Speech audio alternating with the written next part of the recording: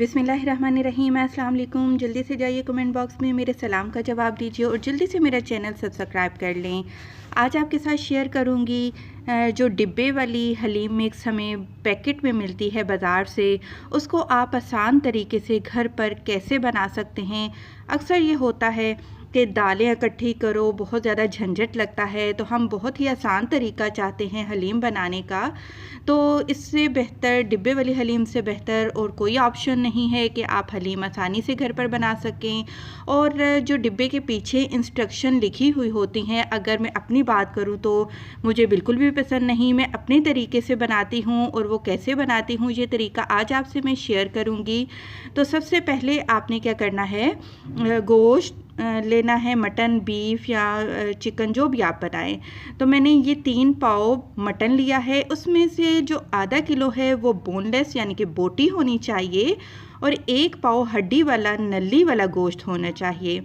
Mix बोटी आप ले लीजिए। ये मेरे पास 3 पाव मटन है और इसको धोकर मैंने रख लिया है। आपने पूरे 12 कप पानी के लेने हैं। ये कप आप देख सकते हैं कि नॉर्मल चाय के कप से थोड़ा सा बड़ा है। ये पूरे 12 कप मैंने पानी लेकर एक बर्तन में रख लिया है। और जैसा कि मैंने आपको पहले बताया है कि मैं यहाँ पर डिब्बे वाली हलीम बना रही हूँ। ये मेरे पास है स्पेशल शाही हलीम मिक्स। 2-3 वैरायटीज़ इसकी मिलती हैं, आपको जो भी पसंद हो आप वो ले लीजिएगा। और इसी के साथ आज मैं आपको आसान हलीम घर पर बनाना बताऊंगी। तो सबसे पहले हम क्या करेंगे कि जो पानी हमने लिया था 12 कप, उसमें से आधा पानी हम प्रेशर कुकर में डाल देंगे और आधा जो पानी है वो हम इसी बर्तन में रहने देंगे। वो क्यों रहने देंगे ये भी मैं आपको बताऊंगी, लेकिन अभी पहले गोश्त का काम कंप्लीट करके चूल्हे पर रखते हैं। तो अब मैं इसमें थोड़े से साबुत गरम मसाले शामिल करने जा रही हूँ ताकि जो गोश्त की थोड़ी बहुत स्मेल है वो ख़त्म हो जाए उबलने के टाइम पे। इसमें मैंने एक बड़ा टुकड़ा दालचीनी का लिया है, एक बड़ी इलायची ली है और थोड़ी सी मैंने साबुत काली मिर्चें डाल दी हैं। बस ये 2-3 गरम मसाले हैं। मैंने नमक बिल्कुल भी यहाँ पर शामिल नहीं किया है।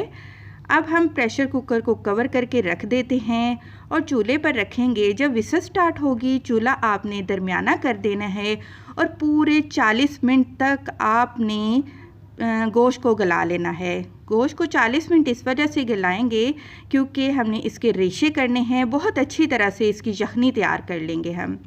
और जी ये जो बाकी का पानी है उसमें क्या करना है कि इस डिब्बे में से 2 पैकेट निकलते हैं। एक तो दालों का होता है और दूसरा इसमें जो हलीम मसाला है वो होता है।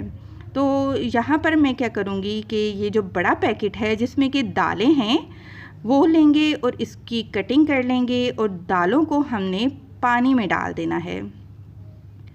तो ये पैकेट मैं खोलने जा रही हूँ तो इसमें से निकली हैं साबुत दालें। सच पूछें तो मुझे भी नहीं था पता, ये पहली दफ़ा मेरे साथ ऐसा हुआ है कि साबुत दालें हैं। लेकिन घबराने की ज़रूरत नहीं, आप सिंपल 1 मिनट के लिए इनको ग्राइंड कर दें। पाउडर नहीं बनाना, आपको दालें हल्की हल्की सी साबुत रहने देनी है। तो आप देख लीजिएगा कि पिसी हुई दालें भी डिब्बे में मिल जाती हैं। तो इन दालों को मैंने ग्राइंड कर लिया है और ये जो आधा पानी है इसमें हम डाल देंगे। यहाँ पर ये टिप आप नोट कर लीजिए, अगर तो आप गरम उबलते हुए पानी में दालों को डाल देंगे तो दालों की गिटलियाँ बन जाएंगी, दालें जुड़ जाएंगी, उनकी बॉल्स बन जाएंगी, तो सारी की सारी हलीम का मज़ा ख़राब हो जाएगा। गरम पानी में आपने दालों को नहीं डालना है, आपने पहले ठंडे पानी में दालों को अच्छे से मिक्स कर लेना है, हल कर लेना है, उसके बाद आपने उसको गोश्त में डालना है। तो जी दूसरी तरफ 40 मिनट हो चुके हैं, चूल्हा बंद कर दिया है और माशाल्लाह से यखनी बिल्कुल तैयार हो चुकी है। गोश्त बहुत अच्छी तरह से गल चुका है और हम गोश्त को अब अलग कर लेते हैं यखनी से और एक अलग प्लेट में हम इसको निकाल लेंगे। और आप देख सकते हैं कि जो साबुत गरम मसाले हैं वो भी साथ ही साथ मैं निकाल रही हूँ। अगर आप चाहते हैं तो इस यखनी को जो चाय वाली छन्नी होती है उसमें से आप छान कर साबुत गरम मसाले आप अलग कर लीजिएगा। तो गोश्त हमने एक अलग प्लेट में निकाल लिया है और ये देखिए माशाल्लाह से इस कदर अच्छा गोश्त गल चुका है कि खुद ब खुद इसके रेशे होते जा रहे हैं। बस आपने हल्का सा कांटे की मदद से इसको मसलना है और बारीक बारीक रेशे आपने अलग कर लेने हैं। हड्डियों को आपने अलग निकाल कर रख लेना है और जो नली वाली हड्डी है उसमें से आप गूदा भी निकाल कर इन्हीं बोटियों के साथ आप शामिल करके रख देंगे।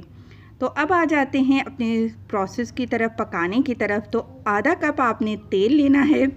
खुले बर्तन में आपने तेल डाल देना है। तेल गरम हुआ तो एक दरमियानी प्याज बारीक काट कर आपने उसको फ्राई कर लेना है। और तेल बहुत ज़्यादा नहीं डालिएगा क्योंकि हलीम में बहुत ज़्यादा तेल नहीं होता है। आधा कप यहाँ पर डालेंगे, आधा कप हम तड़के में शामिल करेंगे। तो प्याज को आपने गोल्डन ब्राउन कर लेना है और इसके बाद इसमें रेशा किया हुआ हम गोश्त डाल देंगे। और गोश्त डालने के साथ ही जो डिब्बे में से मसाला छोटा पैकेट निकला था वो सारे का सारा हम डाल देंगे। तो ये हमने मिक्स करना है। हल्का सा पानी डाल लेते हैं ताकि ये जो मसाले हैं वो जले नहीं, और इनको बस थोड़ी देर कुछ सेकंड के लिए आपने मिक्स करना है। और अगर ज़्यादा मिक्स करेंगे तो डर है कि मसाले ज़्यादा जल जाएंगे। हल्का सा बस मिक्स करेंगे हम। और इसके बाद सबसे पहले हम इसमें शामिल कर देंगे यहनी का पानी हम इसमें डाल देंगे और इसको अब हम हल्का सा मिक्स करेंगे।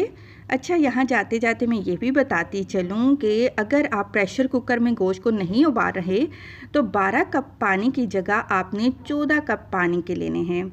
तो क्योंकि प्रेशर कुकर में तो बहुत कम पानी जो खुश्क होता है, लेकिन अगर हम देचकी में उबालें तो ज़्यादा पानी खुश्क हो जाएगा। तो साथ ही हम दालों वाला पानी भी डाल देते हैं।